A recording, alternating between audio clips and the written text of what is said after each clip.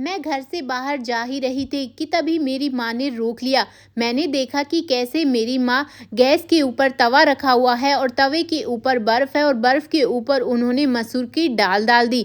मैंने कहा, अरे माँ, ये तुम क्या कर रही हो? ऐसे भला दाल को क्यों ख़राब कर रही हो, वो भी बर्फ़ के ऊपर? ऐसे तो सारी चीज़ें वेस्ट हो जाएगी। तो माँ ने बताया कि वो सारी चीज़ें वेस्ट नहीं कर रही है, बल्कि उनका सही से इस्तेमाल कर रही है। मैंने कहा, भला मसूर की दाल को इस तरीके से बर्फ़ पर डालने से कौन सा इस्तेमाल होगा?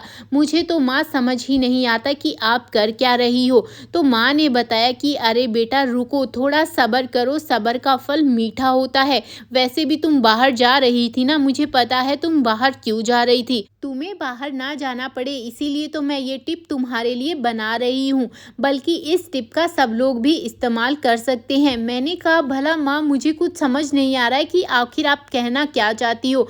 बर्फ़ को इस तरीके से पिघलाकर तवे पर आप दाल को क्यों पका रही हो? तो माँ ने बताया कि बेटा, आज ये जो टिप है ना, वो तेरे लिए ढेर सारा समय भी बचाएगी और पैसा भी बचाएगी।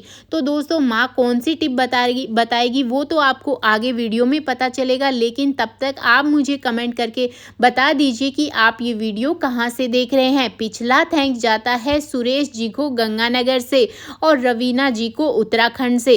तो कुछ इस तरीके से बर्फ़ का ये जो पानी है वो सारा का सारा पिघल चुका है और अब आप देख सकते हैं कि किस तरीके से दाल जो है वो बॉइल्ड होना शुरू हो गई है।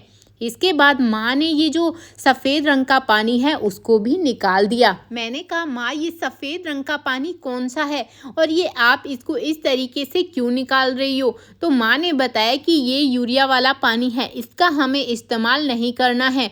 तो मैंने कहा, अच्छा फिर क्या करना है? तो माँ ने कहा, बेटा, इसको हम अच्छे से निकाल देंगे ताकि ये जो सफ़ेद पानी है उसको निकाल कर हम इसका अच्छे से इस्तेमाल कर सके। माँ की ये बात मुझे कुछ भी समझ में नहीं आ रही थी, लेकिन माँ ने जितनी भी टिप बताई वो मुझे बहुत ही कारगर लगी।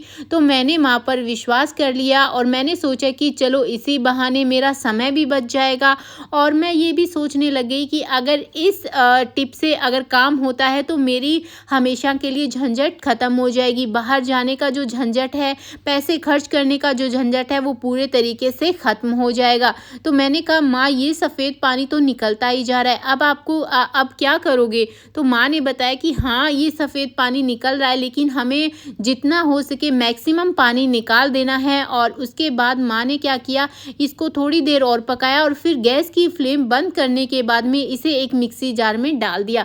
मैंने कहा, माँ, ये क्या कर दिया आपने? इस दाल को मिक्सी जार में क्यों डाल दिया? और अरे ये क्या, आपने तो इसमें बर्फ़ भी डाल दी। तो माँ ने बताया कि हाँ बेटा, ये बहुत ज़्यादा गर्म थी इसीलिए हमने इसमें बर्फ़ डाली। फिर मैंने कहा, अरे आपने बेसन क्यों डाला? तो माँ ने बताया कि बेसन का इसमें बहुत ही अच्छे से इस्तेमाल करेंगे। मैंने कहा, आपने कितने चम्मच डाले हैं? तो माँ ने कहा, इसमें लगभग हमने 2 चम्मच बेसन डालकर इसे अच्छे से ग्राइंड कर लिया है। मैंने कहा, अब क्या करोगे? तो उन्होंने बताया कि इसे हम एक छलनी की मदद से छान लेंगे। तो मुझे समझ में आने लग गया कि हाँ, माँ ने ये जो टिप बनाई है ना, ये बहुत ही कारगर है। अब तो मुझे भी समझ में आ गया था कि ये कौन सी टिप है और किसके लिए। तो दोस्तों, माँ ने कुछ इस तरीके से चम्मच में जो जितने भी कण हैं वो इनको अच्छे से मिक्स करना और छलनी की मदद से छानना शुरू कर दिया और ये कुछ इस तरीके से छनकर तैयार भी हो गया है और एक ये स्मूदी सा पेस्ट बनकर तैयार हो गया है।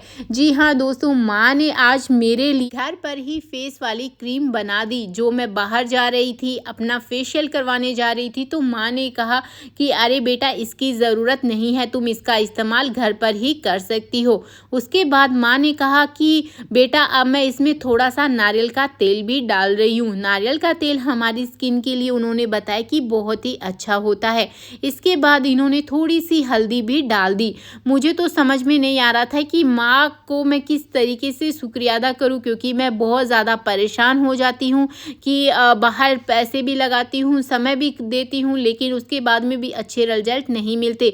तो मैंने कहा, माँ, इसको कैसे लगाना है? तो उन्होंने बताया कि बस कुछ नहीं, नॉर्मल जिस तरीके से मैं हाथ पर लगाकर दिखा रही हूँ उसी तरीके से अपने फेस पर लगाना है और इसे 10 मिनट के के लिए रखना है और फिर धीरे धीरे करके इसकी मसाज करनी है। मैंने कहा माँ ये तो बहुत ही कमाल की टिप है, शुक्र है मुझे अब बाहर नहीं जाना पड़ा। तो दोस्तों आपको ये वीडियो कैसा लगा फटाफट से कमेंट करके ज़रूर बताना।